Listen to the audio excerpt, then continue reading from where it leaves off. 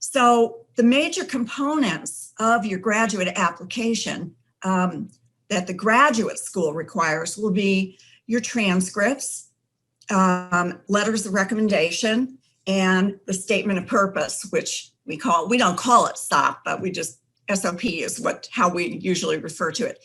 And then depending on the school that you're going to apply to, the specific engineering school, you may be required to submit test scores, like GRE scores. You may be asked to submit a resume and possibly a diversity statement. So I've put in a link down at the bottom of this slide that takes you right to the graduate school admissions website. And that's something that you should definitely be aware of, okay? I hope we can make these slides available to you as long as we have, maybe if you could put your, Jackie, do we have emails for everyone? Yeah, we do have emails for everybody, so we can definitely send these slides out afterwards. Okay, yeah. Great, okay. So don't worry about, everyone, don't worry about trying to copy these, any of the links. Okay, so what you want to do to come up with a strong SOP is to do a lot of homework. You want to go to websites. So specific school application requirements. Some of our schools of engineering may ask you to submit some kind of a document that is different than, in addition to what the graduate school would require. And, you know, as I said, there could be a resume, it could be a diversity statement, it could be something else. So you need to know what the specific school is looking for. Also, you should be going to websites of the different professors. Get to know which professors are in the field that you are interested in, because you can learn a lot through their websites. Some of them even have their own CVs online, but you can learn about the research they do. You can read, possibly see links to their publications. Maybe you want to read some of those. See information about the labs that they have. And yeah, that will lead you to, the websites will lead you to websites about labs and any other resources. And I just pulled up some photos from a number of our labs on campus so that you could see kind of some of the facilities and the professors who are involved with these. And you'll see a lot more if you go online yourself. It's really important to tailor your SOP, okay? I know it's a great temptation to write the same SOP for every university you apply to and then just have a few sentences at the end saying something about that university. But I would encourage you to try and weave in information about Purdue and the professors and the program you're interested in into the SOP throughout your SOP, okay? So don't just wait until that last paragraph. That's pretty obvious that you've used the same SOP for other universities. Think about how you fit the program or lab that you're interested in. And think about what skills you have, maybe research experiences that would prove that you're a good fit. Maybe you have been involved in a summer undergraduate research internship. Maybe you've done a lot of research with some professors at your university. All of that should go into your SOP. And then mention names of professors at Purdue that you think you would like to work with. And mention a little more about not just their names, but what they do and how you would fit with that. Okay, and then of course, it's really important to follow Purdue's instructions for the SOP. And I know I've looked at other universities' SOP instructions, and they're not all identical. So it's really important to follow, the instructions. Are there any questions so far? I mean, if there are, you can unmute yourself and just ask.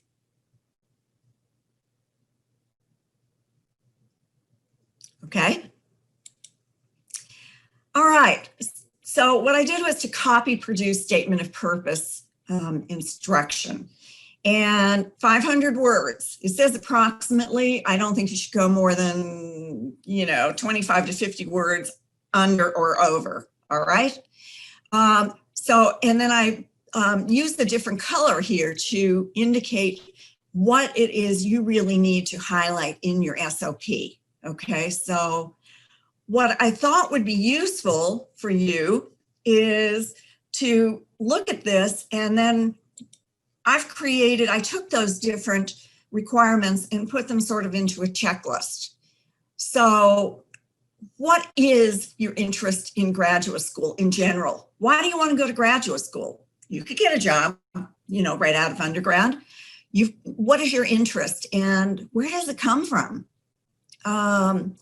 Why specifically are you interested in Purdue? And this is where you want to, really show that you've done your homework on websites.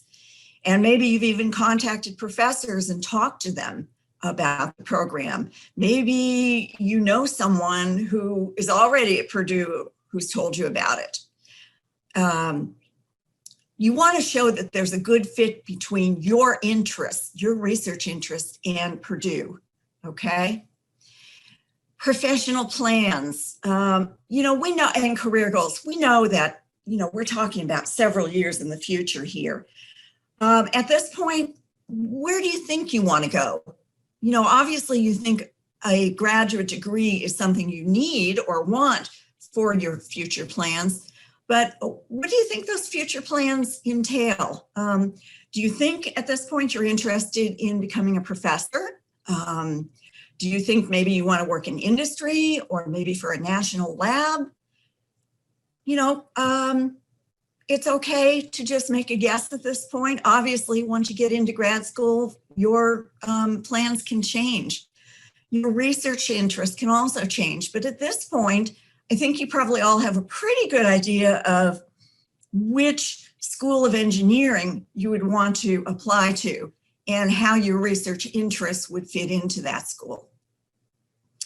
Special circumstances. I realize this sounds kind of ambiguous, but it could be that, maybe you have a semester where you didn't do so well because of some kind of medical issue or personal problem. Mention that in your SOP, because you don't have to go into a lot of details, but it's important to let the reviewers realize that if you had one bad semester, it was due to something that happened. I have seen students do this in many SOPs, both for applying for graduate school and for applying for fellowships. And it's perfectly fine. A lot of students will say, oh, I got off to a bad start. I didn't know how to study at the beginning. So my first year grades weren't so great. But after that, I realized what I needed to do and I became focused, and my grades, my transcript will show the upward trajectory, okay? Any special abilities you have, awards, achievements, if you have published already, and it doesn't matter whether you were the first author or the last author, if you are part of a publication or you've given a conference presentation in your field, those would be useful to put in there. Professional history would be if any of you have had any work experience. So, I'm not sure if any of you have had a pause maybe in your education and you worked for some time. That also could be considered a special circumstance.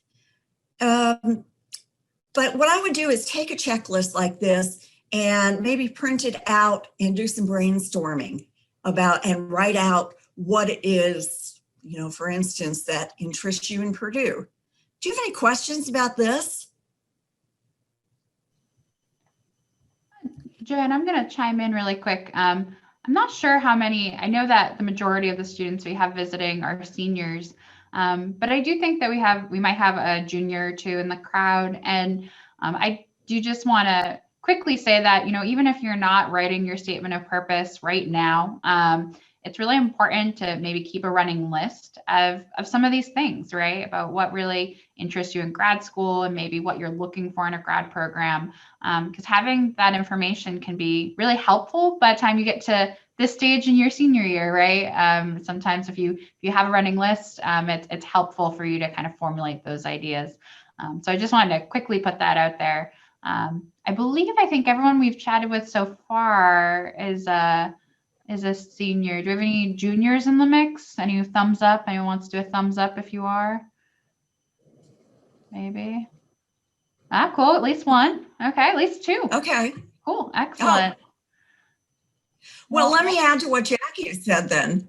If you are a junior, then I would think about what I could be doing this year to add to the strength of my application for next year.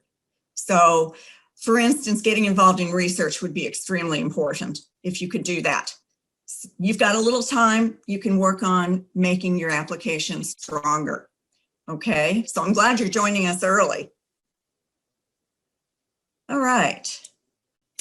So another thing that you really need to think about is that your SOP should be really well written. We know that you're good engineers, but we need you to be able to tell us that in a clear and concise way. So I'm going to spend several of the slides talking about writing, the writing of it. Action verbs, and I'll go into this in a minute, give you some specifics, using academic and discipline-specific language. The people who are reading your SOP are professors in your area, for the most part, in the School of Engineering you're applying to. So you can use technical jargon as long as you understand it. That will be fine. Writing clearly and concisely, of course. You should expect to write multiple drafts. When I do workshops on students who are currently master's students and writing SOPs because they want to continue to a PhD program, I have them write multiple drafts. You're not going to write your best draft the first time around. So be prepared to spend time on that. And it's an evolving document. You know, you get better with each draft you do. Reach out and get some people to read your drafts. And these can be people like your friends. They can be family. They can be your professors, or maybe you have a writing lab, a writing center at your university right now, like we have, and I'll talk about that a little bit later. But ask them to look for some of these questions. So is there anything that important you might have forgotten? I know when I was helping my own sons with their college application SOPs, they had me read them and I thought, wow, you forgot all about this incredible experience you had that would relate to your application. So sometimes people who know you really well can remind you of things that you may have forgotten. Is there any information that really doesn't need to be in there? It just doesn't relate.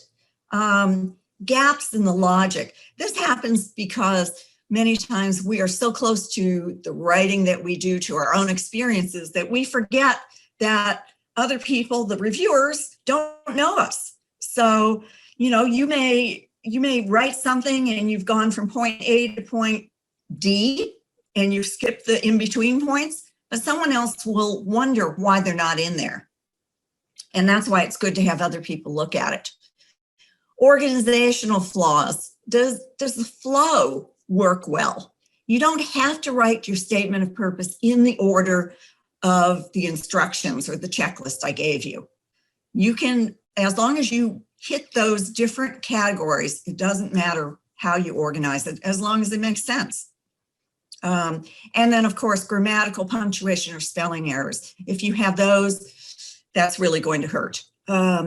Spelling errors, you know that spell check will catch some, but spell check won't catch if you've used a good English word inappropriately or in an inappropriate context. Like the example I always give is the three forms of the word to. You know, you don't want to miss that, you know, and have the wrong, if you have TO where you should have TOO. So other sets of eyes can help you beyond spell check. All right, so I put together a list of SOP language tips, and I wanted to impress upon you a few different things that you should consider as you're writing this statement. You should be formal, so I would avoid contractions. And sometimes we get off to a good start avoiding them, and then, you know, they creep in later on. And of course, they won't be picked up by spell check. So try and make sure that you don't have them.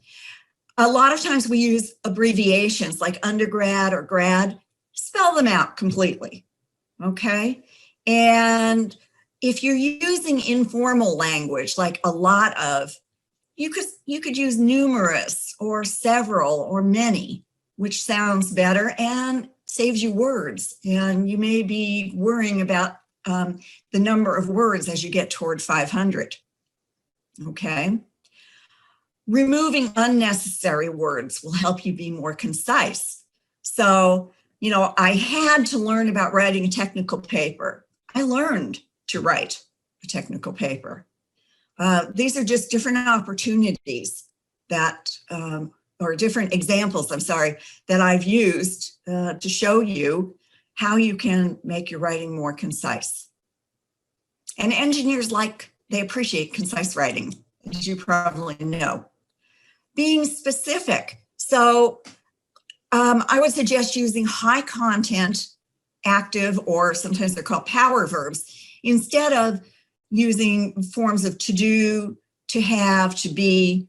It's much better to say, I created a software program, or I analyzed the data, rather than I did analysis on the data. Okay? And this reference to our Center for Career Opportunities handbook, it has a list of active and power verb lists that you can consult. This will also be very helpful for your resume if you have to produce a resume, because, you know, as on resumes, you're probably going to have bullet points and you need verbs to begin them. So this will help you expand your list of active verbs. Another thing is how to refer to people. So the first time you refer to say a professor in your SOP, refer to that person as Dr. or Professor Janet Beagle. The next time you could refer to her as Professor or Dr. Beagle, okay? I know you're used to calling your professors maybe just Professor Smith, but we don't know, your reviewers may not be familiar with the Dr. Smith from your university or your specific school or department. So make sure you're using first and second and last names the first time, okay? Varying the sentence structure. This is important because it makes people want to read your writing. If every sentence you write follows the same structure, say with, you know, I did this, I did that, then I did this. It's kind of boring and it doesn't show your ability as a writer. So what I would like to do is suggest that you look at our online writing lab, OWL. There is a handout under variation that I have the link to here, and it will give you an idea of how many different ways that you can write sentences. Using word choice, having different word choice. This is often something that I see in student papers, that they get onto one word and that's the one that they use. And I see it over and over in one paragraph.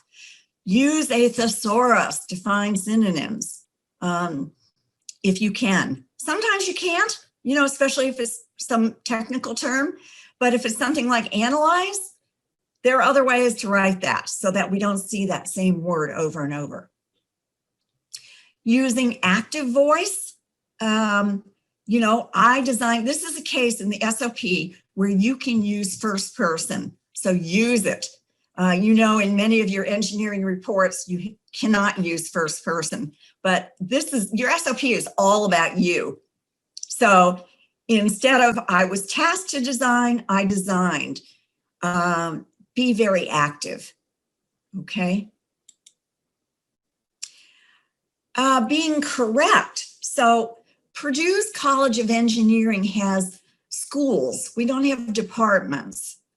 So when you refer to the school that you're applying to, the program, you would want to say the School of. So the School of Electrical and Computer Engineering, not the Department of.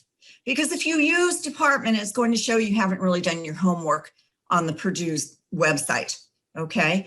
And some schools have names, actually, like the Lyle School of Chemical Engineering. So did I get that right, Jackie? That's actually civil engineering. So I'm Lyle so School of sorry. Civil Engineering. My bad. I will change that before I release this, these slides. Okay, so in any case, please be specific with that and be correct, unlike me. Make sure that you are using the correct title, spelling, capitalization of any labs, degrees, schools, or departments and people. If you were talking about senior design, it's not a capital, it shouldn't be capital letters. President of an organization, no, you don't use capital P. So, but, you know, for lab names, titles, yes. For schools or departments and people's names, yes. Okay. And another thing I want you to be aware of is to be careful about your tone in the SOP. So it's good to be confident. It's important to be sincere and definitely to be honest. This needs to, the SOP is all about you. Let your personality show, let your passion for your research show, definitely. But don't exaggerate experience and don't come across like, you know, you are the best thing that ever happened to mechanical engineering, okay? That will come across in tone. So this would be another thing you might want to have your reviewers, your personal reviewers, your friends and family read your statement for. You want to be confident. You don't want to say, well, you know, I might be okay in this. Be confident. You have certain skills and abilities that are leading you to graduate school. So it's fine to showcase them. All right, helpful resources. Our online writing lab, if you're not familiar with it, it's something you can be using for anything that you write about at your universities. And it does have specific information on graduate school applications, how to research programs, and statements of purpose. We also have a Center for Career Opportunities, which has a handbook. And in the handbook, the online handbook, it has an application checklist, it has your personal statement information, and also information about writing a resume. And I should say the online writing lab does too. But the page references I've given you for CCO, Center for Career Opportunities, have an example, a specific example of an engineering resume. Okay, with that, I am going to stop sharing and see if there are any questions. Anyone? Well, folks are kind of thinking about the questions that they have. I just want to reiterate here. I mean, Joanne just flew through a lot of really in-depth tips, right? So when we get these slides out to you, make sure you do spend some time going through some of her language suggestions, some of the tips that she has there. And then I want to reiterate a point she made about drafts, right? You know, sometimes you can get so hung up on some of these tips that she gave that you kind of get, you get landlocked, right? You can't even kind of get the process started. So the first time you're writing down your statement of purpose, don't worry as much about all of these tips that she's giving you. That's really what comes in the editing stage, right? So that first draft, just sit down, get your thoughts on paper, get the big picture out, answer those big questions that she mentioned at the beginning, right? What are your interests? Why Purdue? Those types of things. And then go back through and start looking at the language, right? So make sure you're kind of separating those things and don't get so locked up on some of these details that you don't get that first draft out. Because we know this is a process, but really important tips that she ran through. So make sure you do spend a little bit of time looking at those. Thank you, Janet. And I will put those into the slides when I revise them. All right. I have a question. Yeah. Yes, Rose. Yes, my question is on the names. So sometimes it's not easy to pick which is the first name and the second name, especially for us who don't know how names are given here.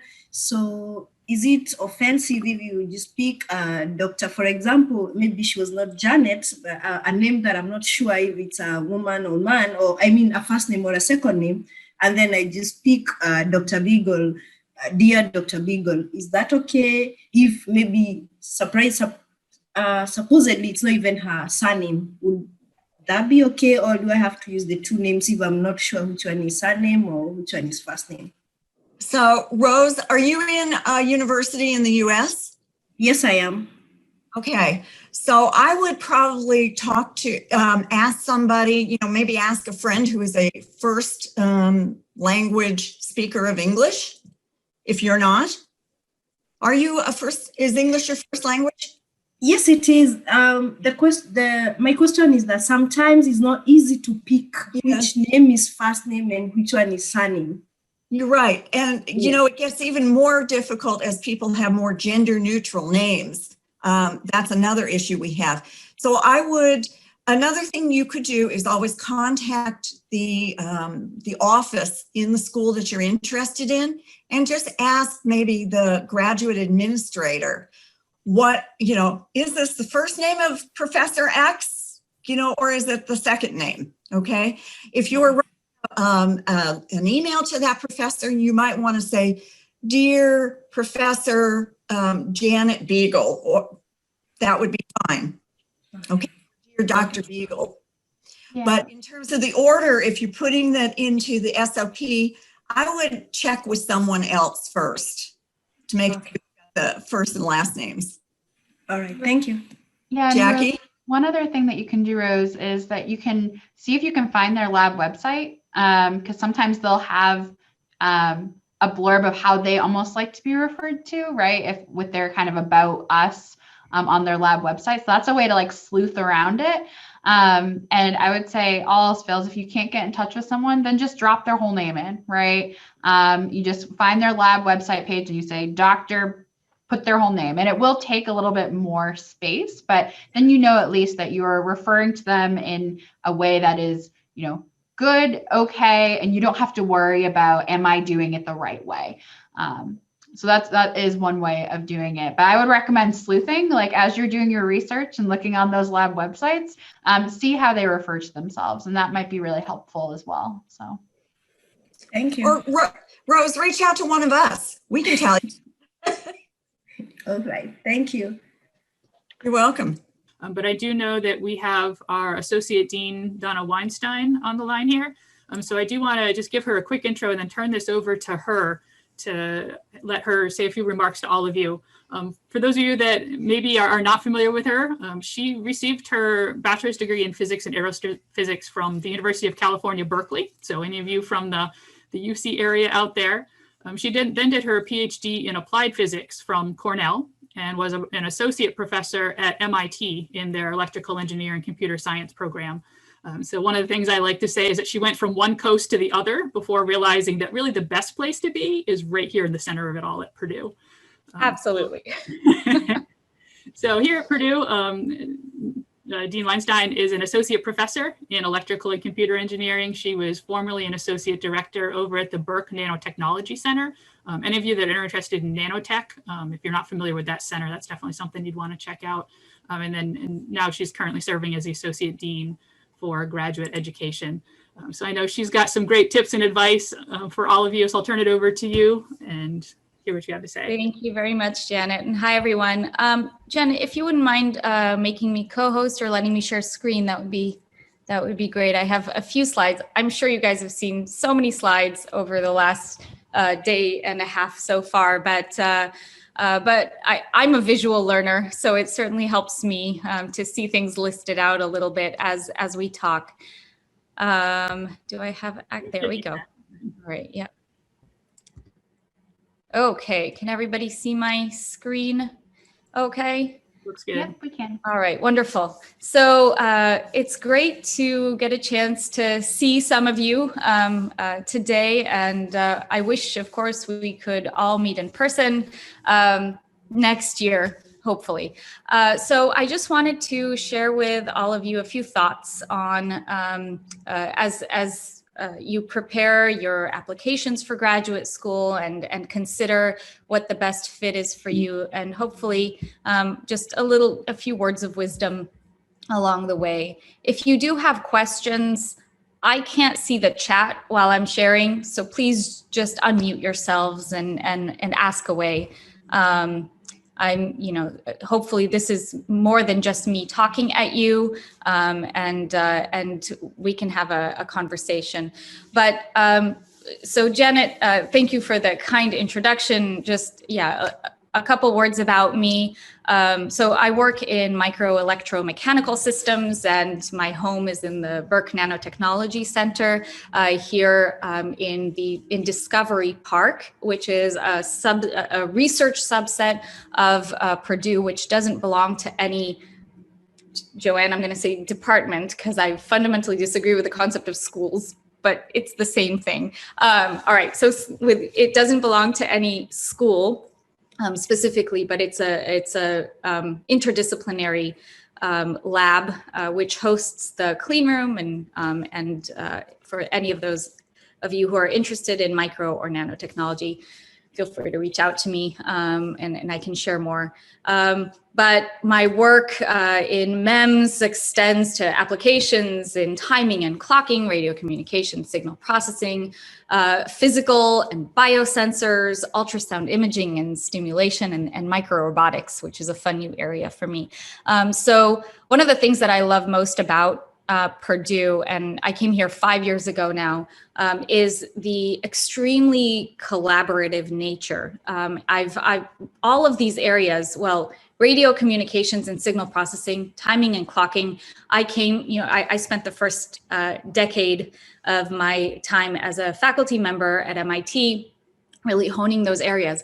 But all of these others come from collaborations that stem from discussions here with faculty who are kind of eager to share ideas and to work together.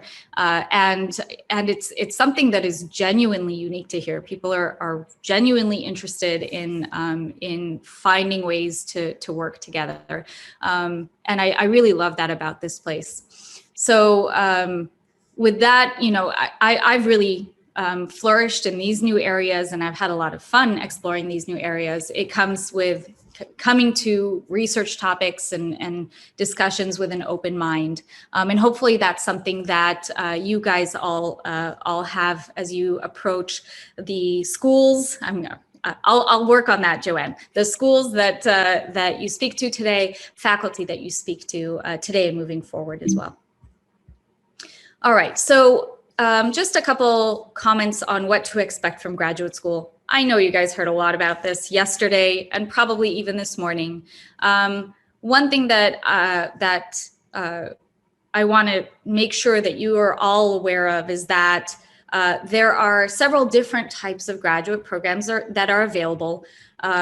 Hopefully you guys have done some of your homework on that prior to the GDVP, but maybe this is an opportunity for you to learn more about what those different options are. And maybe some of those options aren't very clear in their full structure online. And it's worth having that discussion with the schools later today to make sure you really are clear on what the different programs are.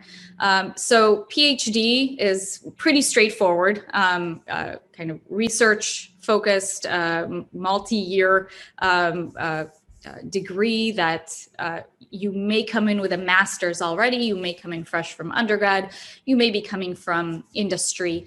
There's also thesis masters, non-thesis masters, professional masters, and all of the online degrees. And so there are nuances between all these, and every school has a different offering and has different policies on being able to participate in research even, under different programs, if you choose to switch over. There are funding structures that correlate to each of these degrees. And so you should know what those are. Of course, with PhD, most of your appointments would be funded, both in terms of tuition as well as stipend, whether that comes in the form of a fellowship, in the form of a research assistantship, or a teaching assistantship, or something of that nature. The master's degrees are typically more self-funded. Thesis masters, where you do research, you may be able to find research assistantship funding, or even TA teaching assistantship to support that. So I think you may have gone through some of this in yesterday's discussions with the graduate school. Be aware that the professional master's programs, which are more kind of 1 year to 1.5 year programs. Some of them, I believe, are 2 year, but they're really targeted at professional careers and gearing you towards those. And a lot of them are very new and have a lot of industrial interaction relation for them. Those do not give you an opportunity to get a TA or an RA to supplement. So make sure you speak to your schools to figure out, make sure that you're applying to the right program for you. The timeline, of course, for all of these varies between 1 year and N year, N greater than 4, typically on the order of 5, unless you have the typical issues, like if you are an experimentalist, if there's a global pandemic, minor things like that, that may extend the time for a degree. But one of the, I mean, it's not just about getting a degree when you come to graduate school, right? Of course, you're going to be taking courses. You may, depending on your degree sought, you may be doing research and being able to take advantage of the extensive lab resources that are available here and that are growing here. There's a lot of investment in lab infrastructure at Purdue as we grow the university even more. You'll be able to access and participate in seminars. You'll be able to mentor team projects and lead research efforts. You're going to be able to participate in student organizations, extracurricular activities, professional development, like what Joanne highlighted, career services, access to faculty mentoring, and to innovation and entrepreneurship resources. And so stepping into the Purdue doors, right? You have access to so much more than just courses, research, and a degree. There's so much that you can and should take advantage of in your time at graduate school. All right, how can you take advantage of today? Well, first, of course, attend the available sessions that remain in the day. Obviously, take advantage of the time that people are offering to speak with you and help you figure out the right path for you. Make sure to speak with the department reps, school reps, to learn more about the specifics of their programs. And of course, network with faculty and current grad students. Now, that networking is obviously more difficult this year with everything being virtual, but some of you have one-on-one meetings set up with faculty. If you do, please do your homework on these folks you're going to speak with, right? Come with questions, but also come with a thoughtful introduction of yourself and of your interest, kind of not an elevator pitch of yourself, but you should know how to structure, okay, these are my interests. These are, why I'm interested in this area. And this is why I think that your research is what, is aligned with my interests. Read a paper or two from their latest papers from these research groups to show that, one, you're serious about their field, and that, the faculty love to talk about their research and they love to talk technical. And so if you can get into a little bit of that in your short one-on-one meetings with them, they'll see, this is a colleague, right? This is someone who I can have a meaningful conversation with and who will really augment the research team. If you can't get hold of the person with whom you want to speak, reach out offline, right? It doesn't have to be during GDVP. You can schedule a separate time to meet with these faculty. Use GDVP as a foot in the door to say, hey, I just participated in this. I saw how great Purdue is. I spoke to, this admin in the school. And, I'd love to speak to you about research and about an opportunity in your group. To get a sense of— I want to interject just for a second here. Sure. I think we've got a hand up from Daniela. Did you have a question, Daniela, that you wanted to ask?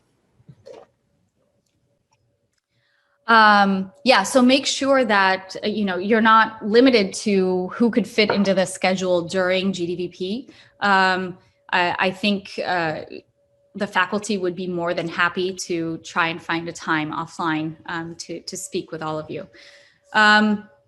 What we, the faculty, look for when we're talking with students, and what we, the grad admissions committees, look for when we're looking at applications are exactly the kind of things you would expect, right? Showcase your creativity, right? Show that you're proactive, that you're driven, that you have a good, strong work ethic, that you have solid foundations from your undergraduate education that will help you to succeed as a graduate student. We also want to see people who can work in teams, right? Who can collaborate with others and who can work together to solve problems. We're also looking for leaders and innovators.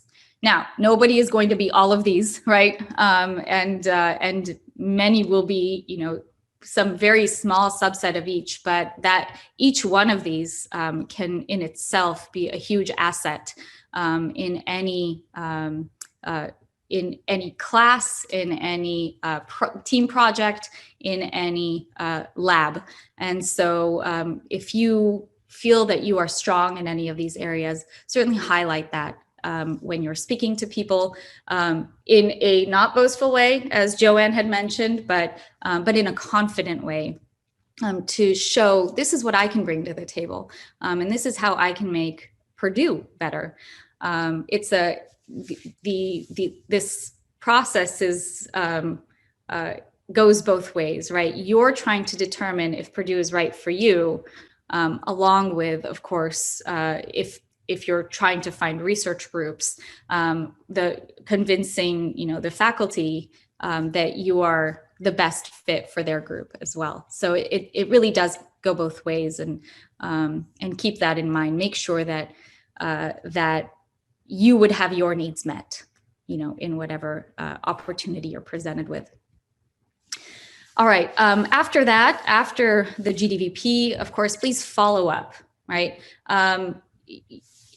There are so many who don't do this, which is why you really stand out when you send a thank you note to the people you met, right, who are giving you their time, and it really makes an impression, and that you appreciate their effort, and that you are serious about pursuing a degree here at Purdue. Follow-up emails with faculty, and with grad students if you've had a chance to meet with them, or if the faculty have asked you to go and reach out to their grad students to discuss more about a particular research group.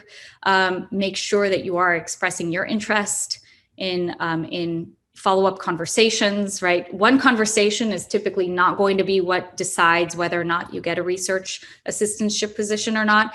It evolves over the course of a few interactions, followed by the admissions process, followed by additional discussions. So that conversation can start now, and you have an edge over others who are still, trying to figure out who to talk to and where to go. But make sure that you are persistent, but not pushy in following up with these faculty. I can tell you that, especially this semester, but all semesters, we get a lot of emails, and some things slip through. It doesn't mean that the faculty are not interested in talking to you, but they may very well just be overwhelmed. I know my students know that if there's something really important that I need to do or see, they know to text me or to call me rather than to just email. So don't take that one non-responded email as a lack of interest from the faculty. On the other hand, don't email them 40 times to say, hey, did you see my previous note? So if you are having trouble making contact after a reasonable amount of time, please get in touch with us and maybe we can help ease the process in this case. What is a reasonable amount of time there, Donna? I'd say if they haven't responded in, let's say, 4 days to email number 1, and then I'd say another 4 days to email number 2, then maybe that's a good time to contact us if that's really the person you want to work with and you think that you had a good rapport with them and so on. If you're not able to reach them even for a first time, certainly get in touch with us. That's this is part of what we're here to help do, especially for this group. So if we had to do that for all of the N,000 students who are applying, that wouldn't work. But I think that's something that we can help push through for this group here, right? Yeah. The thing that I would just add to that is that there are some faculty members that will wait to see your application before they respond to your email as well. And so if you're just in the process of applying, that can be another touch point. Let them know you're in the process of applying. And then once you have fully submitted, email them again, say, hey, I have fully submitted my application. Would love to set up time to be able to talk to you more about it. And then if you're still not getting a response, definitely let us know. We can try to make some connection there. But that is another thing that sometimes faculty will wait to see your application. That's right. And again, their lack of response doesn't mean that your application won't be important or won't be reviewed carefully. It really is just a bandwidth issue, especially currently with the online teaching and various other impacts of the pandemic. And then finally, keep an open mind to new areas and to kind of a range of faculty advisors. There may be some of you who are set on one person to work with, and this is the person at Purdue. But Purdue's huge, and we have experts in so many areas, and we have multiple experts in single areas. And so please do take advantage of this opportunity to look at that breadth and explore either new areas, which may be, tangentially related to what you originally thought about, but also to the multiple faculty who may or may not have positions in their groups, right? So it's not just about whether it's a good match with a particular individual, it's whether or not that faculty member has funding at that particular time for this, for this area of research that they're working in. So talk to multiple people and make sure that you're not locking yourself into any one particular group or one particular topic. That knowing what you want to do is good and helpful. That decisiveness is certainly nice when it comes to something like a statement of purpose. At the same time, if you say, I want to work with this person and only this person, rather than I want to work with in this area, and I've spoken to this person, and I'm interested. The admissions committee, when it comes time to making decisions, they might say, oh, well, this person already has their slot filled up, and so they're not taking any more students or something. And then you don't get accepted, not because you're not great, but because that one opportunity isn't there. So keep that in mind and make sure you're speaking to multiple faculty. We do have one of the biggest the biggest engineering school in the country. At least in terms of number of faculty, number of number of students. We're amongst in the top 5 of number of engineering students. All right. So finally, I just want to reiterate. I'm sure you've heard this throughout your visit so far.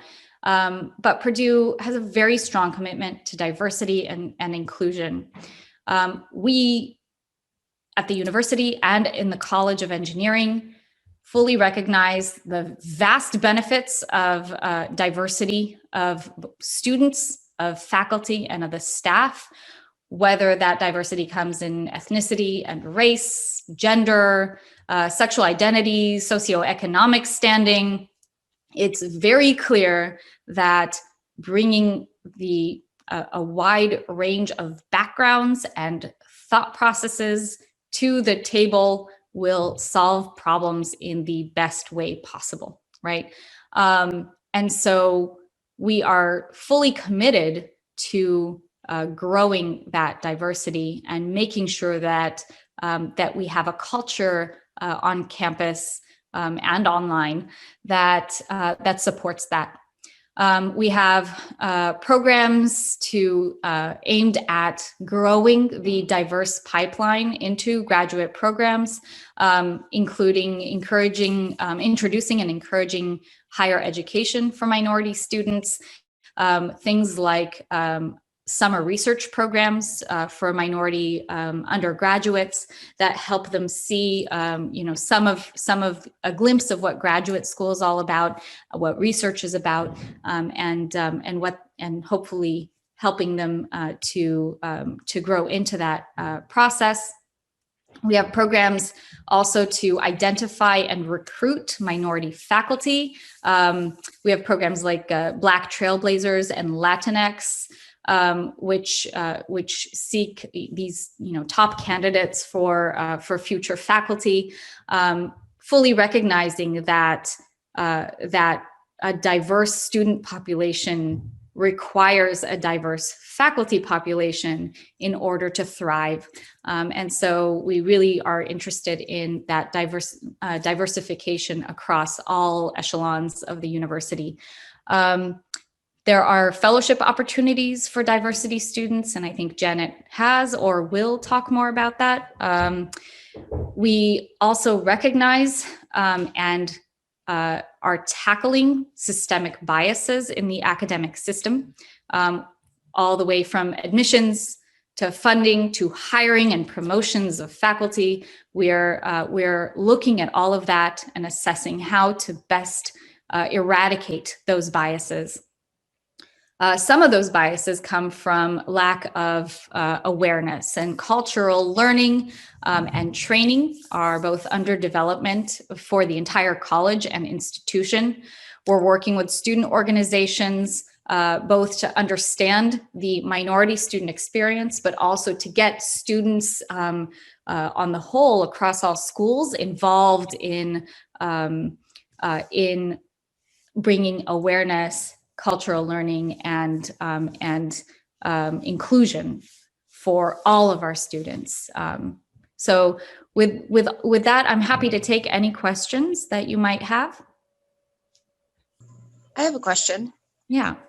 So as somebody who is really interested in the space flight projects laboratory, but the faculty members that I was interested in working with are either on sabbatical or they have recently accepted other job offers.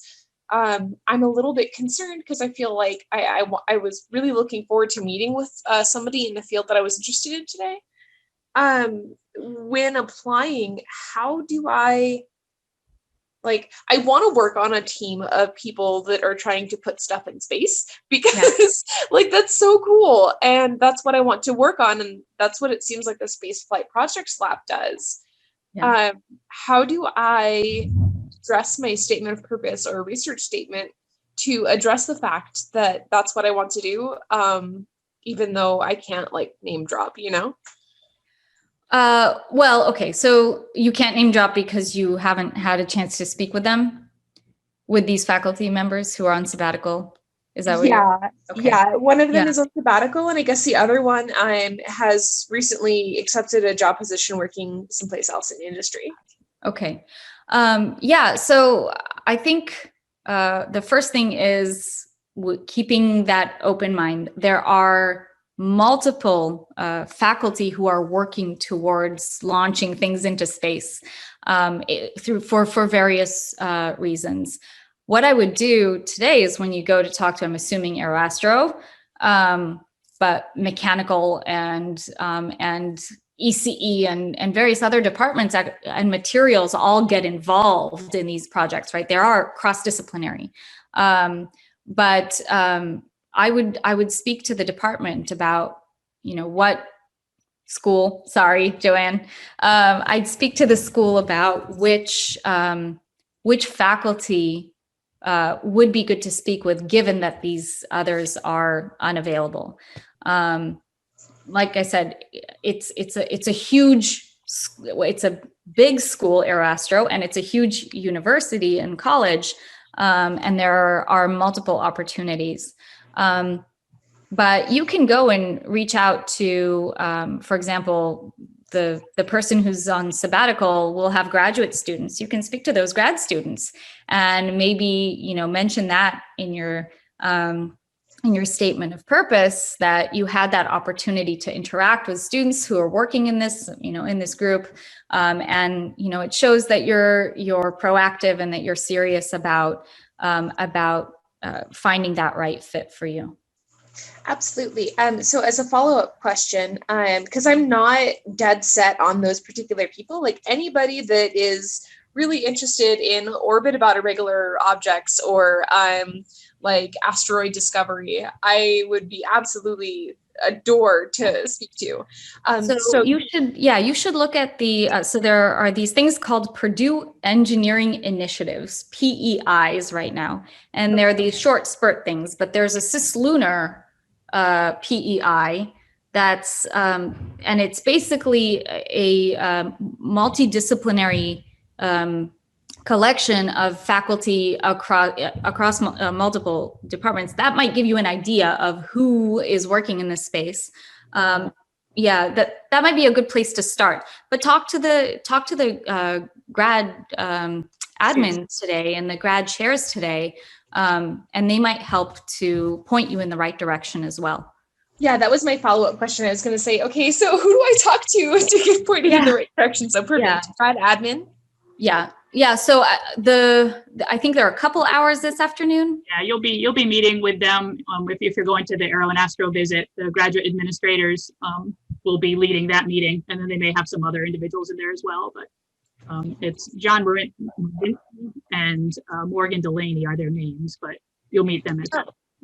Okay, perfect. Thank you both so much. Absolutely. All right, I'm going to have to cut off the questions right here, unfortunately, because I know I did want to give Dr. Jackie Yatson a couple minutes to say something, and she's got a call she's got to jump on to. But any other questions that any of you have for Dean Weinstein, feel free to put them in the chat. If we don't get to them right now, then we can respond to you that way. But I do want to introduce Dr. Jackie Yatson. She is the Associate Director for our minority engineering programs here in the Purdue College of Engineering. And she has been instrumental in leading our student engagement outreach. She's recognized as a STEM diversity and inclusion thought leader and advocate across the country, been involved in a lot of different national boards and projects and things like that. So Dr. Gatson, if you want to say hello to everybody here, I appreciate you taking some Absolutely. Absolutely. Hello, everyone. I know this is unconventional, but it's kind of our new norm now that we kind of talk to each other through Brady Bunch blocks on screens. But welcome to the virtual Purdue. I am actually also based in West Lafayette, and I am speaking to you from my home. I'm going to challenge you for a quick second. If I could get maybe 5 brave souls to turn on their camera and just tell me who you are and where you're from and what university you're currently at.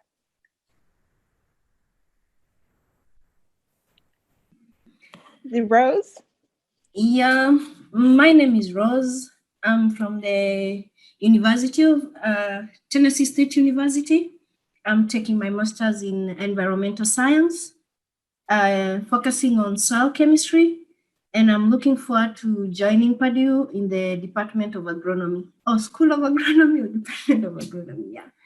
Awesome. Nice to meet you. Nice to meet you too. Thank you for this opportunity. No problem. Who wants to go next? Hi, my name is Elise Bonner, and I am a senior at Tuskegee University studying environmental science, and I'm interested in working with the School for Environmental and Ecological Engineering. Awesome. Nice to meet you. You as well. Who's next? I'm Valencia. I'm a senior at Marquette University studying biomechanics, and I hope to go to the School of Biomedical Engineering. Awesome. Nice to meet you. Nice to meet you too. Who wants to go next? Can you hear me? Yes. Yes. Okay, my name is Clarice Green. I go to Northern Arizona University, and I study civil engineering and minor in French, and I'm interested in international development and sustainability. Awesome. Nice to meet you. Let's see. I think I see one more. I thought it was 2 more, but one more person has their camera on. Yeah, my name is Adele Salgado, and I go to San Diego State University. I'm currently a senior studying aerospace engineering. So I'm applying to the School of Aerospace and Aeronautics. Awesome. Nice to meet you. Let's see. Orlando? Hi, everyone. My name is Orlando Rivera. I go to school at the University of Puerto Rico, Maya West. I started mechanical engineering there, and I hope to join the Purdue Graduate School of Mechanical Engineering. Awesome. How far is Maya West from Caguas? It's like 2 hours. Okay. Okay. I've been in that area before. So nice to meet you. Cool. Awesome. Nice to meet you. It looks like I have 2 more people. No, 3 more. Who wants to go next?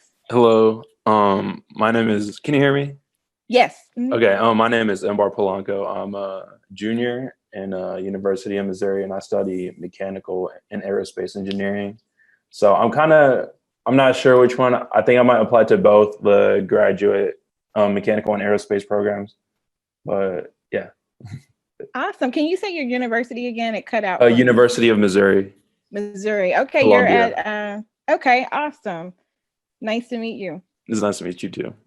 And I see Lauren and Peggy. Yeah, I can introduce myself. Okay. Hi, I'm Lauren. I'm a senior at Northwestern University in Chicago. I'm currently studying chemical engineering and planetary science. My research is really on the fluidic side. So I'm interested in the aerospace school, looking at propulsion specifically. Awesome. Cool. Nice to meet you. And Peggy. Hi, I'm Peggy Hodges. I'm from Idaho State University. I'm a mechanical engineering major, and I hope to study aerospace, specifically astronautics, specifically orbit about irregular objects. Awesome, Peggy. Well, nice to meet you. I heard your question earlier, so I hope you get those answers going for you later on today. Me too. Yeah, nice to meet you. Nice to meet you all. And for those that didn't get to say anything or is not in a position to turn your camera on, please, if you still want to participate, feel free to leave your information in the chat.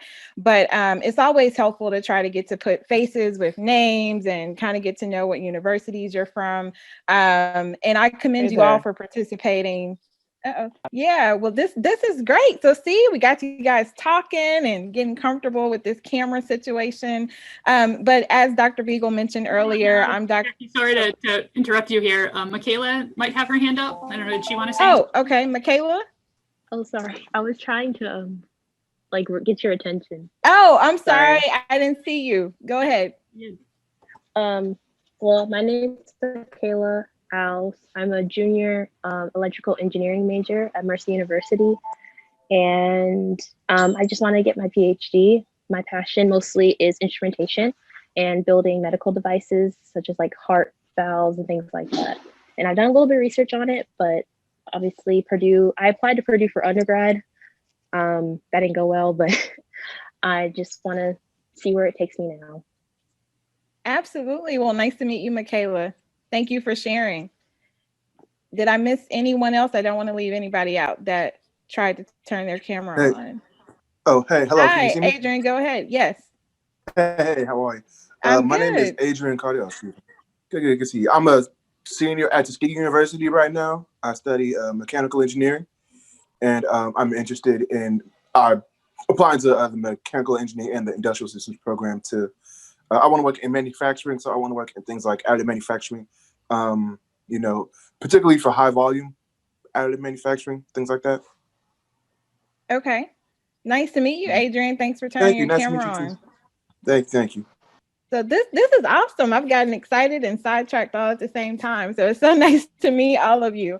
So again, I'm with the Minority Engineering Program, and I just want to share with you briefly like who we are, what we do, and how we're here to help you navigate throughout your graduate career here at Purdue, hopefully. So again, kudos to all of you at your respective institutions. I heard a few people from the same institution, and I know that we have some alums. I think I heard Tuskegee mentioned a couple of times. I'm thinking of a couple of grad students I work with from Tuskegee and a few other institutions that were mentioned. But once again, welcome. Dr. Beagle, if I have privileges to share my screen, I just have a couple slides. And should be coming over to you. All right. So I just want to virtually introduce you to our team. All of us couldn't be here today, but I am the rep here. So I wanted to, let's see if it works. Can you guys see that? Yes? Yes, looks good. Yes, ma'am. Okay. Perfect. Okay. So here is our core staff. We are under the direction of Virginia Booth Womack, who is our director, who actually was just named one of the Indianapolis Women of Influence that came out on yesterday. So it was a pleasure to work with her. Some of our other team members, we're comprised of a relatively small team, but we get a lot done.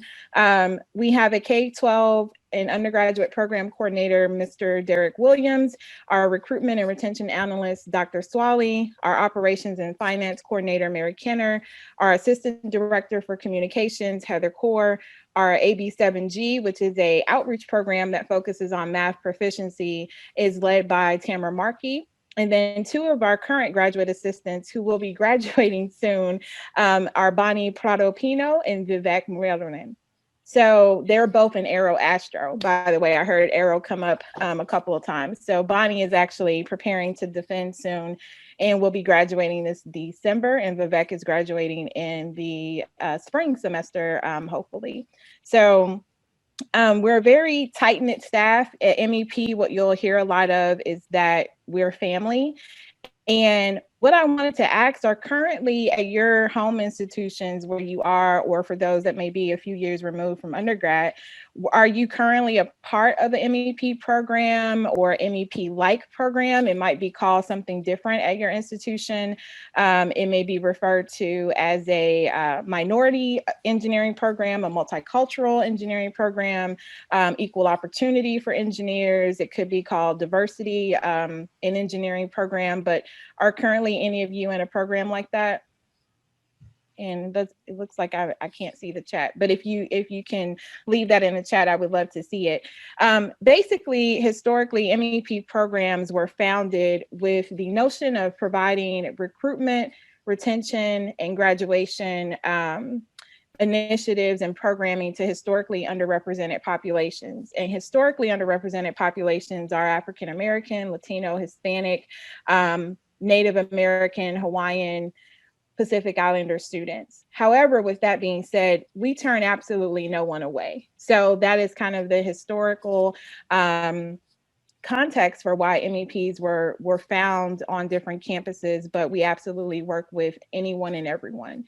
Some of our programmatic structure includes 5 different pillars, and that includes outreach, recruitment, enrollment, retention, and graduation. And we do that from actual grades 2 to PhD. So Purdue recently, a few years back, decided to add intentionally and strategically a graduate arm to MEP services, because historically MEPs were founded for undergraduate support. And what we've discovered, and what other institutions across the nation have discovered, is that multicultural students also need the same help, support, services, even at the graduate level, because for a lot of students, this may be a first generation grad student, or you may be the first in your family to do something of this nature. And even though you've been through undergrad, graduate school is a whole different beast, for lack of a better word. And sometimes you just don't know what you don't know. And so we definitely take pride in making sure we're there for our grad students. I won't go through all of this, but this slide is here for you to kind of get an understanding of what we do. In the graduate school realm, we offer professional development sessions, whether they be sessions that we do in-house or collaborations that we do across the campus. We offer mentoring connections, and I know you've heard that throughout several presenters here today, in regards to connecting you with different faculty, connecting you with different research opportunities, connecting you with jobs even. We host events and socials, and so that's been slightly challenging due to COVID restrictions, but we're looking at ways we can still do engaging things virtually or safely. Definitely MEP community. Our grad students, they know each other. They formulate their own community. And so they come to our office when things were normal and we could all be outside. We do a lot of things together. And so there's definitely a community feel there. We offer conference support. And so what that means is, for example, if you're trying to present at a conference, or you're trying to go do extra recruitment and outreach type of initiatives, we provide graduate student support for that. And we also provide employment and outreach opportunities. And by employment, as I mentioned, we hire graduate students for graduate assistantships, but we also hire students for other opportunities as well. So we have a lot of graduate students that are passionate about recruiting, or passionate about working with youth. We have graduate students that work with us on data type projects or programming type projects. And we also hire a lot of students in the summer to help run our summer programs. And so a lot of times good fits for grad students would be those who are interested in teaching, because it gives them the opportunity to cultivate, kind of curate their own class, for a summer and have that experience. So we do a lot when it comes to that particular realm, and we're working to expand those services too. Here is the contact information for MEP, and I'll drop my information in the chat. This is the generic MEP@purdue.edu email address, and this is our website. You're welcome to contact us either way. There's also a contact form on our website, and feel free to reach out with whatever questions you have. As a lot of people have mentioned, MEP, we're in a unique situation that we work across the college and we work with all schools. And so we too are able to help facilitate connections with faculty that you may be interested in, or initiatives that may not be even, quote unquote, posted yet. We may know something about to connect you, according to your varied interests. So unfortunately, I know I do have to leave due to another call, but are there any quick questions, or I can just leave my my contact in the chat if we need to move on, Dr. Beagle. Yeah, we've got time for a quick question if somebody has a question they want to ask. And if not, then Dr. Gatson has left her email address in the chat there. It's just jmgatson@purdue.edu. So you are definitely welcome to reach out to her directly as well. Absolutely. And, you know, we hope to see you all at Purdue, and definitely don't shy away from sending that email and asking whatever question you have. I think Dr. Weinstein expressed it so perfectly that we are in a season where we're inundated with a lot of email, but we will get back to you. So don't let that be a discouraging factor.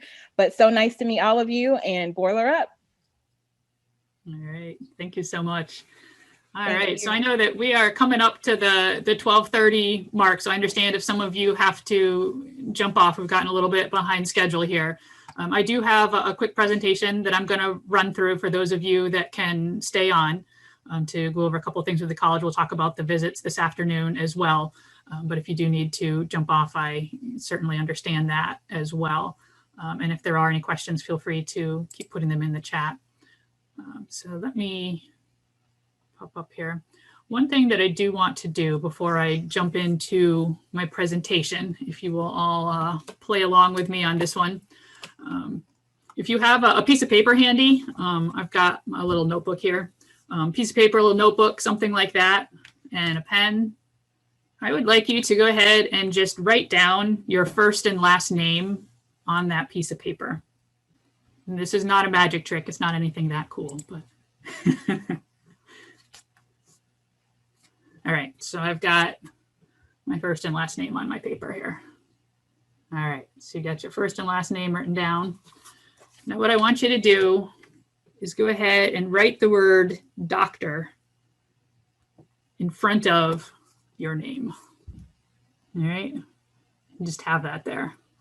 And then you can just kind of set that aside, right? But I want you to just kind of look at that, right? Because that is something that is possible if that is something that interests you, right? And that's something that if you want it, don't let anything stop you from going and getting that, right? And some of you, I was going to do a poll earlier to find out how many of you were interested more in master's versus PhD. Didn't have time to do that. So I don't know where some of you are on that spectrum. But I would keep that little piece of paper if that's something that you may ever be interested in, and pursue it. Like don't let anything stop you from going after that, whether it's at Purdue, whether it's at another institution that you find is a good fit for you. Go for it, because a PhD is going to open a world of opportunity for you that you can't even imagine right now. One of the things that I think somebody mentioned, and I think it might have been Dean Weinstein, but it's so true that graduate school is more than just the degree itself. It's about the experience that you do as you go through it. It's about the network that you create. It's about all of the learning that you do. Graduate school really teaches you to think differently about everything. and that prepares you for so many things that you don't even know are opportunities yet. All right. So one of the things I want to do is just kind of quickly go through this presentation here. So before we begin was our little name game. I've got just a couple of slides that are going to talk about Purdue and the College of Engineering, just to give you a sense of what we're doing here. So those of you that, unfortunately you're not physically here, but to give you a sense of where we normally would be in West Lafayette, we're about 2 hours south of Chicago, Illinois, about an hour north of Indianapolis. You can kind of see our distance from some of the different locations around the country there. And I would like to say that you can start here and go anywhere. I think Jackie mentioned, we had the first and the most recent men to walk on the moon. So I know we've got some aerospace interest in our crew, lots of other different directions that you can go in as well, whether you're interested in academia, industry, government, nonprofit work, global enterprises, entrepreneurship. There are so many opportunities and so many networks that can help you get there by starting with graduate study at Purdue. This is just a couple of pictures of our campus. If you've not had the chance to come to our campus, I know a lot of you probably have not, although I know a couple of you have actually had a chance to come. This is the engineering section of campus. Our campus is set up kind of in quadrants. And so engineering is definitely the largest college at Purdue. We've got 12 colleges. Engineering is by far the largest. And this shows you some of our engineering buildings. In general, each kind of school of engineering has its own building that it's dedicated to. And then on this kind of in the northeast corner of campus, and then in kind of the southwest, so the opposite end, which is a pretty good walk or bike ride or bus ride. There are buses that go there. We have Discovery Park, which is that picture and kind of the bottom there, which is one of our newer multidisciplinary research centers. And we have a lot of engineering students that work there. They have, it's very center based. So it's intentionally multidisciplinary. It's not owned by any particular school. And they are what we call centers. So there's a center for the environment, a center for entrepreneurship. That's where the Burke Nanotechnology Center is. There's a biomedical center there. And these different kind of broad research topics, kind of those global challenges that need that multidisciplinary approach. And so different faculty and different graduate students form teams and then work on these research projects in Discovery Park. And so we have a lot of our graduate students down in that area working on different initiatives. Our campus, a fairly large university, we've got about 45,000 students total on campus. We've got 3,900, so almost 4,000 engineering graduate students alone. There's about 10,000 grad students total on campus. So you can see almost 40% of them are in the College of Engineering. So we are by far the largest college. Just give you a little visual of what that looks like. I always like to say that when you come to Purdue Engineering, you get to experience top rankings, only better. We are ranked number 3 among US public universities for engineering. But one of the things that I always encourage students is don't look only at rankings. We're very proud of our ranking, right? Don't get me wrong about that. But grad school is so much more than just a number like that.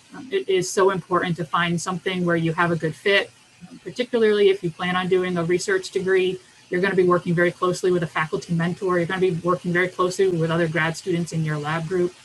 Make sure that you have a place where you're comfortable, where you have a fit. It's going to challenge you. You don't want to be too comfortable, right? But at the same time, you want to make sure that it's someplace that you can grow personally and professionally. And one of the things that I love about Purdue, and I think some others have mentioned this too, is that we're very cutting edge, but we're also very collaborative. We were interdisciplinary kind of before interdisciplinary was even cool. We've got a lot of cross-discipline things that are happening. We have a lot of faculty members that hold joint appointments. You'll kind of see that as you're looking at their websites. They may have courtesy appointments in multiple schools. Some may even like 3 different schools. We've got faculty members that work, for example, in both mechanical and biomedical because they're kind of crossing those disciplines, or mechanical and aero. Dean Weinstein mentioned this too, right? You've got the electrical and computer engineering folks that are working on some of the materials that are going up into space. And so there's a lot of cross collaboration that happens. And that's something that is fairly special about Purdue. You don't get that at a lot of other top ranked universities where there is that kind of open door collaboration that happens. There's a lot of resources. Some of the others have already mentioned these, so I'm going to go through this really quickly. But there are a variety of workshops that are available for professional development, whether it's things related to writing that Joanne leads. We have panels on career preparation that focus on different tracks. So if you're interested in going on an academic track versus an industry track versus an entrepreneurship track, you can attend those workshops. If you're not sure, you can attend them all, right? And then kind of figure out which direction you want to go. We have travel grants for grad students that are presenting at conferences to help pay for your conference travel. Hopefully we'll get through this pandemic and some of that travel will pick up again in the future. Every school has a grad student organization. We do a lot of engagement with our graduate students at the college level. So we have monthly meetings with what we call our GSAC, which is our Graduate Student Advisory Committee. So there is a graduate student from each of those schools that serves on that committee to act as a liaison for us, so that if there are concerns that the graduate students have, we can hear them and address them. If there are initiatives that we're rolling out at the college level that we want grad students to be aware of or to get their feedback on, we use that advisory committee for that. So that's a great way to get engaged. That's all at the college level. There's also graduate student government, things that happen at the university level as well. We have an academic career club for those of you that are thinking about going on to the academic track. They're very active in helping prepare students for both postdocs as well as faculty positions once you finish up your PhD. Diversity resources. Purdue is the home of NSBE. A lot of you may already know that. And we had Dr. Gatson talk a little bit about MEP, but there's a lot of other organizations as well. We have a Black Graduate Student Association, the different cultural centers around campus. And we have what we call our inclusion. We used to do lunches. Again, now it's had to be virtual. We're changing up the format of those a little bit, but we used to have monthly gatherings of our any student that wanted to come together in kind of that inclusive space and talk about challenges or anything else there. We get together with that. We have a variety of awards for our graduate students as well. One of the advantages of attending a larger university and one that is structured like Purdue is that you get these resources at multiple levels. And so yesterday you heard a lot from the graduate school, right? That central office at the university level. They have a lot of resources, some of the things under these same types of headings. We then have resources at the college level, right? And then there's also going to be opportunities for you at the school level, and then even down kind of within your individual lab group if you're working on a research team with faculty. And so one of the things that I want you to walk away from this with is just an awareness that there are these resources at these different levels within the university structure, right? And so as you start working on things, as you become a grad student, you're encountering different things that you want to be able to participate in. Make sure you keep your eye open to all the resources that are available at all levels of the university, right? It's very easy, particularly if you're a research student, but even if you're a non-thesis student, you start focusing on your courses, you start focusing on your own lab work, you get very kind of blinded into what you're focusing on. Make sure that you are taking some time as a grad student to step back and acknowledge everything else that's happening at both your school level, at that college level, and at the university level, because there are a lot of opportunities there for you to take advantage of, and make sure that you are taking advantage of them as you're able to. I like to say it's not all work, and I always think that I should rename this slide to free food, because of course that is what drives all grad students. And it kind of still drives me too, even though I'm no longer a grad student. But and unfortunately, again, that's one of the things I miss about having moved to a virtual space is we don't get free food. That's very sad to me. We need to figure out a way to do that in a virtual space, I think. But we do have a lot of different networks. Again, our workshops and things usually have food at them, but we also have, again, different graduate student organizations, our inclusion lunches, different opportunities to be able to step back from the workload. Grad school is intense. I don't care what degree you're thinking about pursuing, right? I'll tell you that up front. Grad school is intense. And so you need to have these opportunities to step back, to socialize, to have a little bit of fun, and make sure you're looking for those opportunities as well. Another big one at Purdue is our co-rec. This right now it's by appointment only because of the pandemic, but it is open. It's operating safely. Students are able to go in and access all these facilities. It's a phenomenal facility. And whenever you do get a chance to come to Purdue, make sure that you check this out. It's definitely a highlight for a lot of our grad students when they just need to, again, take a little break from the work and do something physical or something fun with some of their friends. So there's swimming pools there, there's climbing wall, any kind of club, sport, activity, fitness class, exercise equipment, anything you can possibly imagine, dream up, think of, they have it. And so there's a lot of opportunities there to do some fun stuff. There's also a graduate student center. And this is something that, again, we're pretty proud of. It's certainly not unique just to Purdue. Some other universities do have them, but certainly not all do. That we have a dedicated space just for graduate student use. And it is conveniently located pretty close to where a lot of our engineering buildings are. So it is pretty frequented by our engineering graduate students. And it's a space that can be used for club activities, but then it's also just a space for personal use. There's study rooms, there's a multi-purpose room, kitchen, just a place, again, to be able to meet some friends, be someplace different than your lab when you just need a change of pace. And then a little bit about the community of West Lafayette. I like to say that we are centrally located with 4 fun seasons. I know some of you come from more warmer climates. Actually, I grew up in New England, so I was used to snow when I moved to Indiana. Been in Indiana 15 years now. I love it there.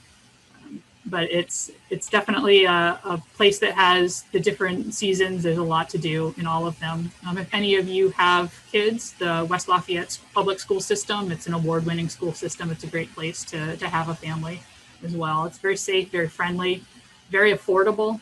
This is something that's really important. I encourage you, as you do engage with different grad students and as you're kind of going through the application process at Purdue, to take a look at housing options. Most of our grad students live off campus in apartments in either West Lafayette, which is where Purdue is located, or right across the river, which is literally walking distance of campus. You go down the hill from campus across the river, and that's Lafayette.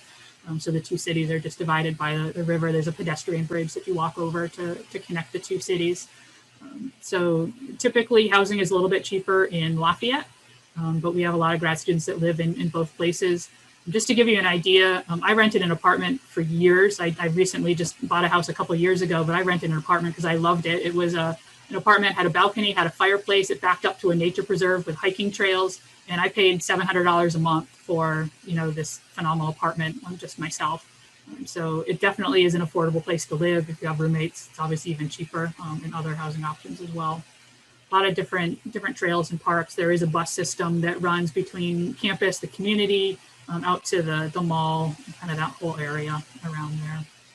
All right, and then this was a question that had come up in the chat earlier, kind of what do you do if you're not quite a senior yet? And this is something that if it's not on your radar, I definitely want to make sure it is, and that is our summer research programs. So Pathways Summer Research is our main program that we have. This is part of SURF, which is our undergraduate research fellowship program. The Pathways program is a cohort specifically designed for underrepresented students in particular. And there are opportunities this next year to do virtual research as well. That's one of the things that we're going to be working on with our faculty, is for them to be developing virtual projects. And so if this is something that you're interested in, not able to come to campus because of the pandemic or other reasons this next summer, then this may still be an opportunity for you. So this is definitely a website to check out. Again, I will send out these slides so you'll have links to these websites here as well. But something to be aware of. And this is something that you can talk to faculty members about as well, or the departments when you're meeting with them. All right, I'm going to pause for just a second. I am not able, I've lost my chat box for some reason, so I'm not able to actually see it. I think it's just the way I've got my screen set up right here. But does anybody have any questions before I move on here? I do, if nobody else does. Yeah, go ahead, Peggy. So as somebody who is planning on getting married at the end of my senior semester, next semester, before I apply to graduate schools, I'm concerned about his well-being when we do get married. Are there going to be opportunities for him to use that rec center that you mentioned, where it's like the physical fitness place where you can do everything? Is that going to be available to him as well? It is, but there would be a fee associated with it. So it's free for graduate students and undergraduate students as well. But family members and even staff and faculty, there's a fee associated with it. I don't know what the rates are off the top of my head. If you went out to their website, you'd be able to see what those rates are. Thank you. Sure thing. All right. This is kind of a common question that I guess I was going to just walk through some of this. If you guys have specific questions about this, I'm happy to answer it. But just how COVID has impacted Purdue. I know that we're all kind of living with this in different ways. So here at Purdue, our campus is open with restrictions. We're doing a condensed calendar this fall. We'll be doing another condensed calendar in the spring. So far, knock on wood, fingers crossed, whatever saying you want to use, we've been doing really well, having everybody back on campus with these restrictions in place, masks, there's social distancing requirements, our classrooms, we're using our larger classrooms with smaller densities within them. And so far our case numbers have been very low and we're able to operate. So hopefully that continues. Our plan is to make it through Thanksgiving. And then we'll be doing remote instruction for the last couple of weeks of the semester. Our research labs are open and operational. They were shut down for a little bit last spring while protocols were put in place, but then they opened up over the summer. Our grad students have been back in there working since the summer, able to get their research done, be making progress on things. There's strict protocols in place, as you might imagine, things related to masks, to cleaning, to the number of people that can be in the lab at any given time. to how you use shared equipment, all of those types of things. There's protocols in place. But again, so far, and we hope it continues, we plan for it to continue. We've been operating, without incident since summer, and hopefully that will continue. All of our classes are operating under a hybrid model, so students that want to be able to access them remotely can do so, while students that want to be physically in class are able to do that as well. Currently, all of our workshops, seminars, professional development, anything that we're running at kind of the college level and a lot of the school level as well, it's all online. I imagine that's going to continue into the spring. Who knows by next fall? We're hoping things are a little bit more normal by next fall, but there'll definitely still be some transition time, even looking that far ahead, I'm sure. Right now, remote work is encouraged when practical, so that's true for staff. So a lot of us are working remotely from home, as you kind of heard us say, we're working from home. But it's also true for grad students. So when you don't need to be in the lab, if you're doing data analysis, if there's things that you can be doing from home, then that is still encouraged for you to be doing it that way as well. And the idea there is to de-densify the campus, that those that need to be on campus to do their work, we're making it as safe as possible for them to be there. Any in-person gatherings are limited. Right now, while the weather is still pretty nice, outside is an option. As we get into the winter months, there'll be more restrictions put in place on some of those things. And there is one of the things that Purdue did that I think is maybe a little bit unique to us and that has worked really well is they've centralized a lot of the information that is related to COVID, and they've created a Protect Purdue Health Center that is staffed by medical professionals. They are in charge of all contact tracing. It is a single source for all faculty, staff, students on campus. They have an informational website, the link's down there, protect.purdue.edu, that has information, answers almost any question you can think of. And then, of course, there's phone numbers and emails if there's additional questions as well. And so that single source has really helped keep everybody on the same page in terms of what's happening on campus, what the protocols are, what is allowed, what's not allowed, all of those types of things. So I'd say, as much as possible, we've really been weathering this storm pretty well. We hope it continues. Everybody is working really hard to make sure that we are able to continue operating the way we are, because there's a lot of stuff happening at Purdue that we don't want to have to shut down if we don't have to.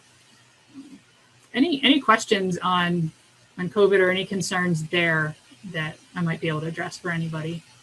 So it is going to be hard to say, as far as kind of long-term impact on Purdue, hopefully we continue the way we are, and we're in a very strong place. We have not seen a lot of negative impacts. Again, knock on wood, fingers crossed that continues.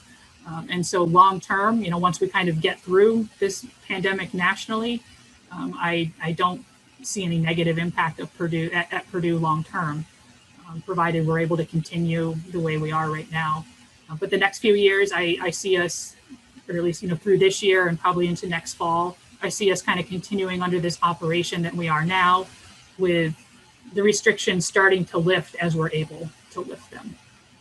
But that's my opinion. I'm certainly not the official one that makes those calls, but that's what I see from my position at Purdue.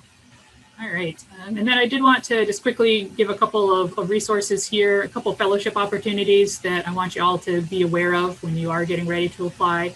The Purdue Doctoral Fellowship, this is one that's offered by Purdue. I want to mention this one specifically because as part of the application, when you apply to Purdue, there is a diversity essay that is listed as optional on the application. And that is optional for admission, but it is required for this particular fellowship. And so this is something that you would want to be completing that essay as part of the application. The GEM Fellowship Consortium, if you are not familiar with that organization, that's a great organization to get to know. Check out their website. If you apply to the GEM Fellowship, you also receive an application fee waiver to Purdue, so that's an extra perk. But I also know that as participants in GDVP, you will also receive an application fee waiver to Purdue, so you can apply to Purdue for free. So if you weren't aware of that already, just know that that's open to you as well. Can I ask a question? Yes, go ahead, Rose. My question is on the diversity essay.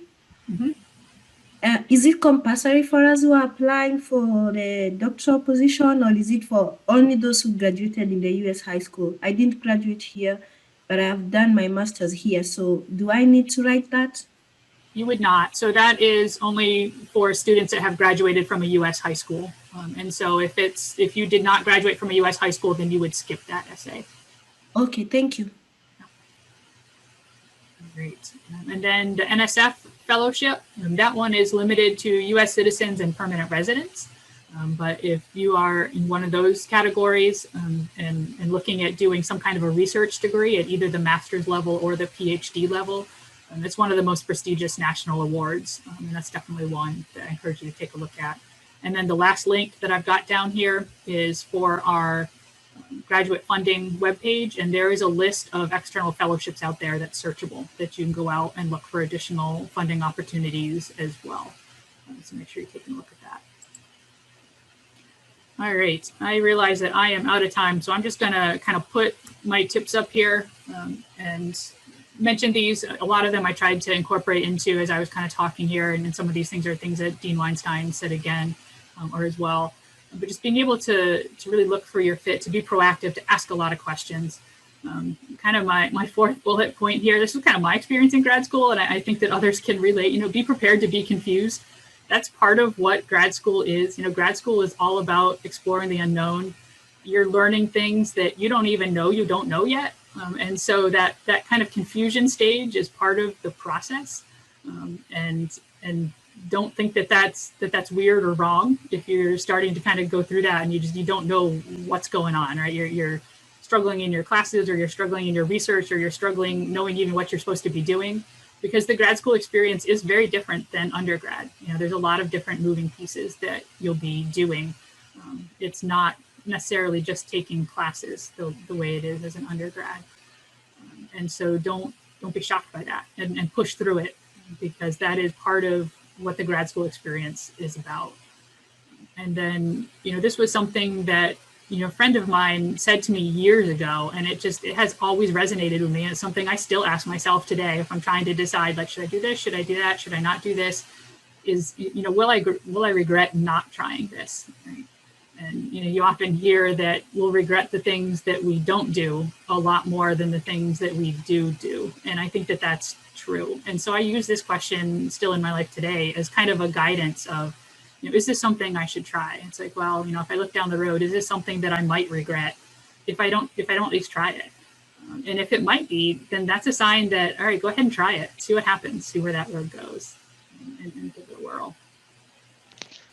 So a couple of slides here, as I know you're preparing to go into your meetings this afternoon, or as you have opportunities to talk to grad students and professors over the coming weeks, whether it's via email, if you're able to set up some virtual meetings.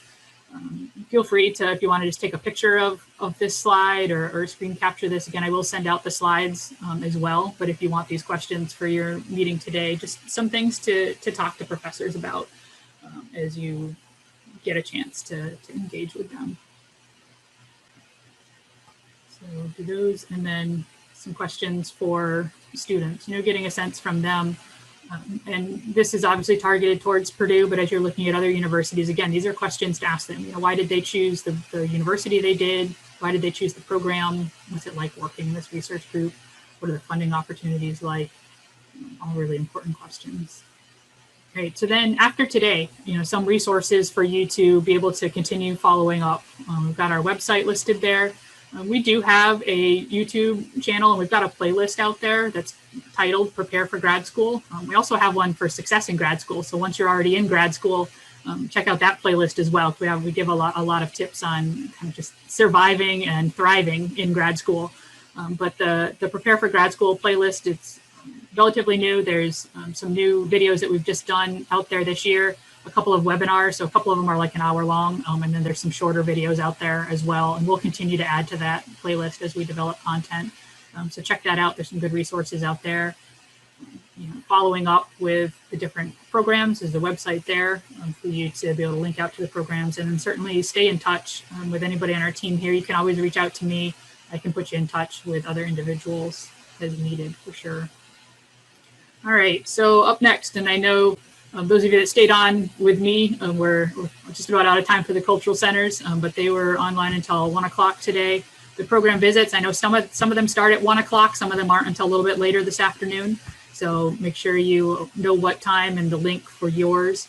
The main schedule is there, and we'll put this in the chat as well, so that if you don't have that handy, you can click on that, get a look at the schedule and see where the next link is.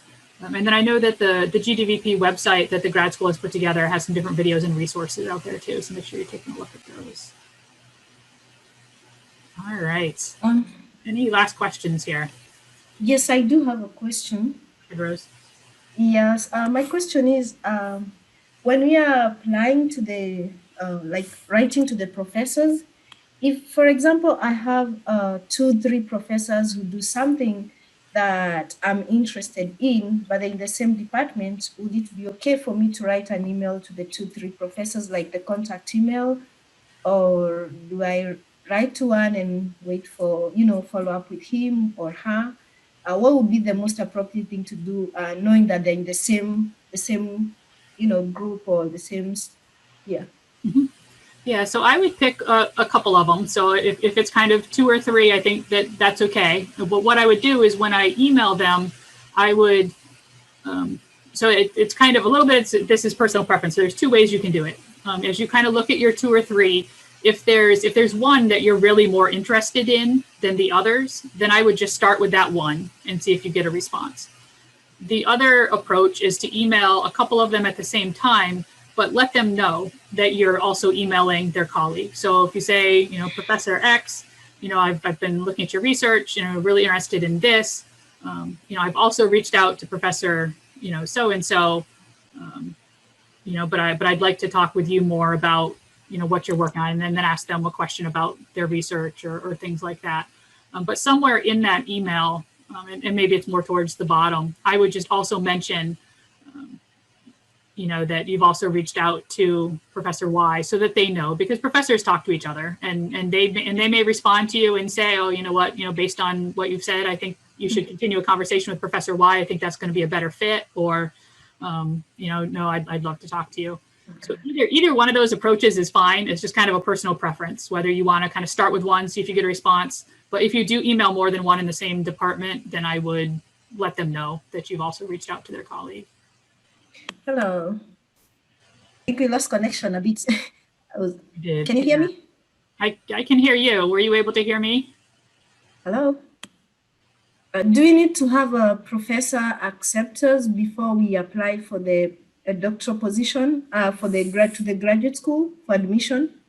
No, you can apply for admission before you have a faculty member. That's part of the application process.